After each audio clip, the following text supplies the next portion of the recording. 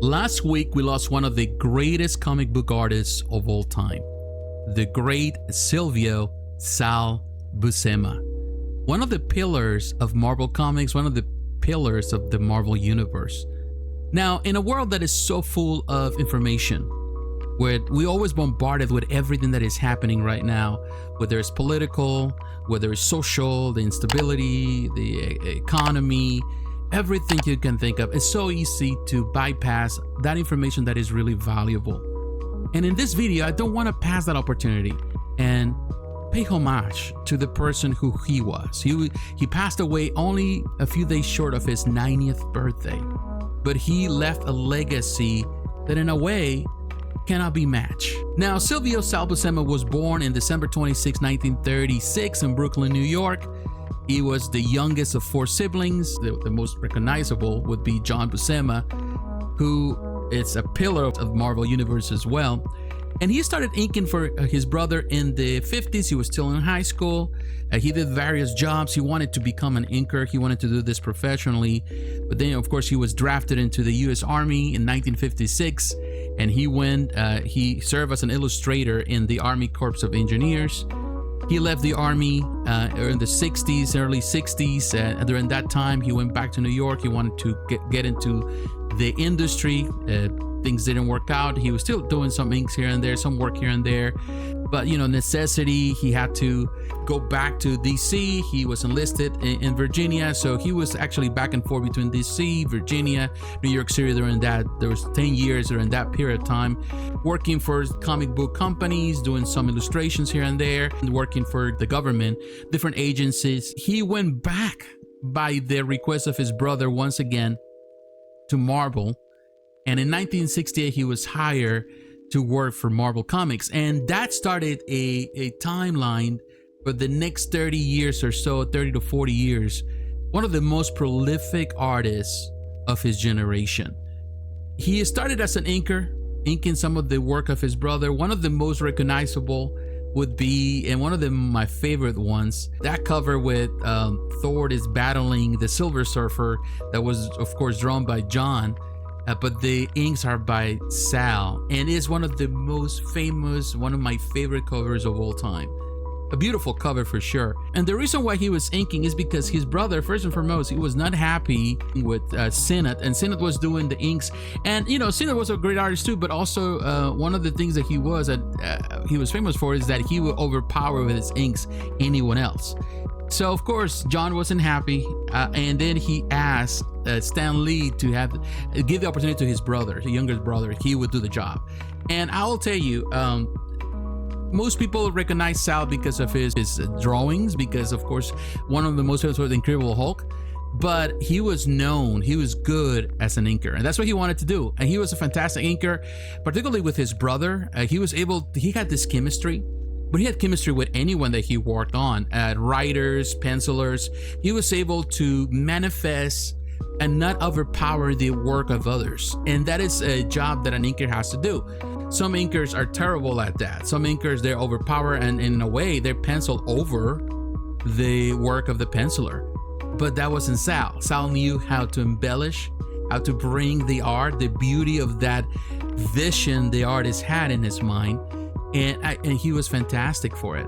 And of course, during that time, he was also very prolific. He was fast. And that's one of the reasons why he was given a lot of work. And he worked almost at the same level of his brother, because his brother pretty much covered every comic book of the Bronze Age. He did almost everything you can think of, from Spider-Man to the Incredible Hulk to the Fantastic Four, the Thor, Iron Man. He did everything. There are many issues that he did, many covers that he did, many inks that he did as well. He was very, very well known. Of course, at the beginning of his career, he was given a lot of Western stuff. He was doing issues here and there. But of course, once he started doing the inks for his brother and Silver Surfer, that opened the door for other things. It was 1969 when he was assigned to the Avengers. And that led to a very lengthy run, a good run, where he was doing the art, very dynamic, very youthful.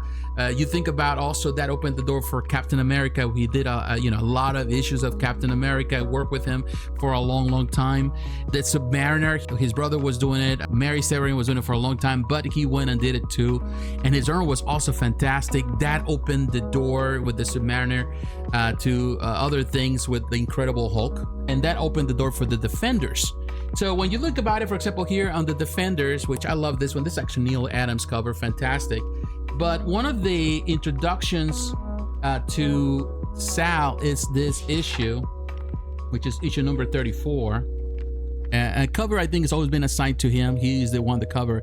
But when you look at that intro right there, that was Sal. That is one of my favorite intro pages of all time. Look at the dimensions of the Hulk. When you look at the dimensions of the Hulk, you realize how impressive Sal was. And that is the thing, when you look at his art, it was so dynamic, so fluid. Definitely he followed in the footsteps of his brother, but he also gave the art his own twist.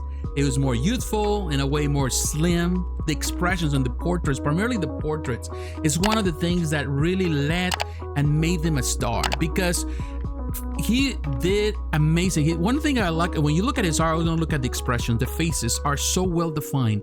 He was able to express anger, frustration, sadness, joy, laughter in a way that felt very, very natural and beautiful at the same time for men and women.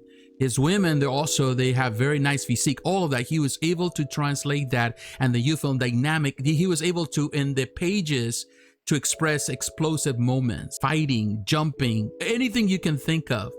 It was an explosive art, very youthful for its time, and defined, of course. That's the reason why he was assigned to the Incredible Hulk for so long, because he knew how to do a great Hulk. And I grew up I was born in the late 70s, but grew up through the 80s. In the early 80s, my memories of the Hulk are his art. Of course, also we have to think of during that time, the TV show was very popular and popularized the character. But alongside that, people were reading the comics, and during that time, of course, Sal was the main artist. And for a lot of people, that's the first memory they have. As they think about the Incredible Hulk, they think about Sal and what he was doing. Of course, he did so much during that time. You remember Marvel team-ups, the Spectacular Spider-Man, he did that too. Between 1979 and 1984, he did one of my favorite stories of all time. I say ROM, a favorite for a lot of people. This is the Omnibus #1. This is the art of, actually the cover is by George Perez. This is a special request that he did, a commission.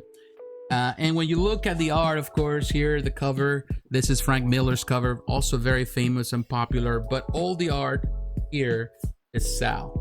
And Sal did such an amazing job, of course, it's always being so dynamic.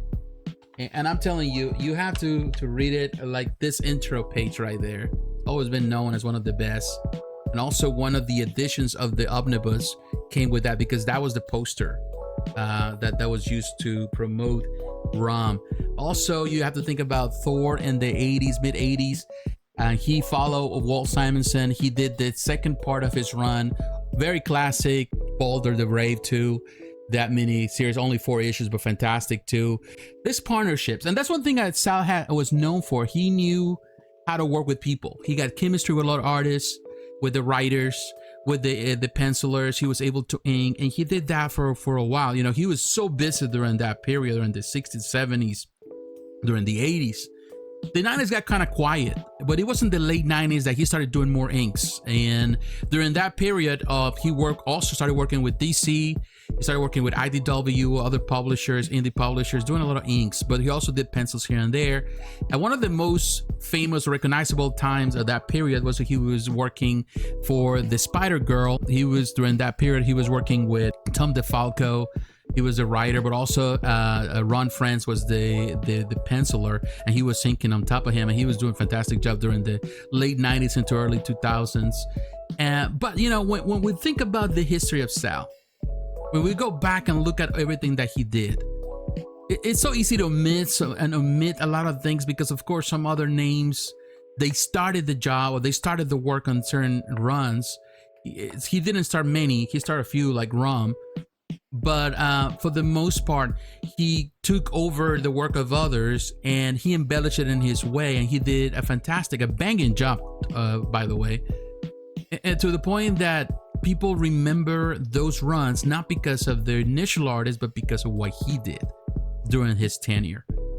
And Sal was a workhorse. He knew how to draw, he knew how to ink, he knew how to follow, lead, and in a way, sometimes he can be mistaken his art by the art of others because he knew how to do it.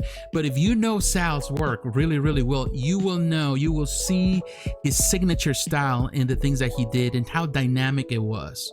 When he was asked who was his biggest inspiration, he always said his brother.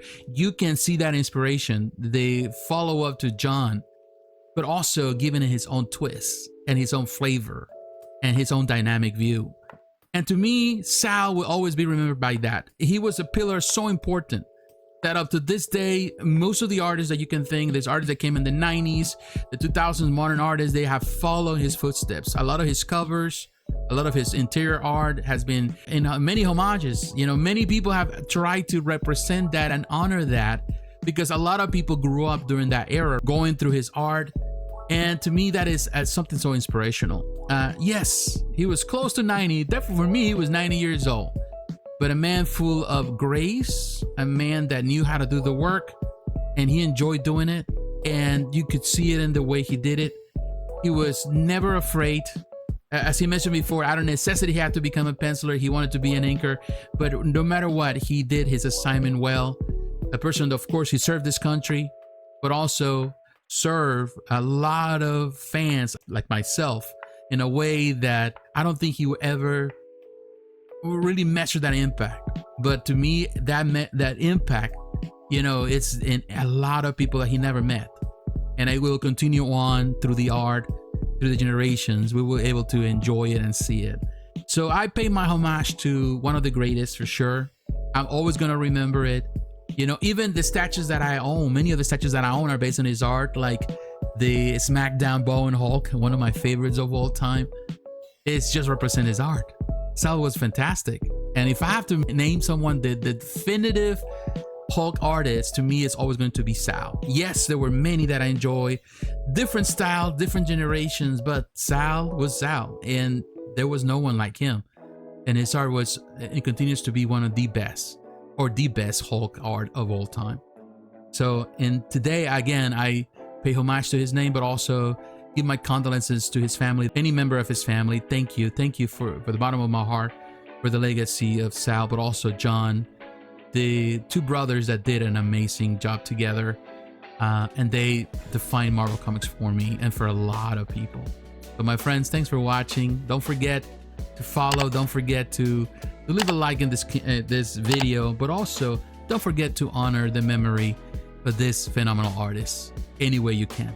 Take care, my friends. God bless. I'll talk to you again. Bye-bye.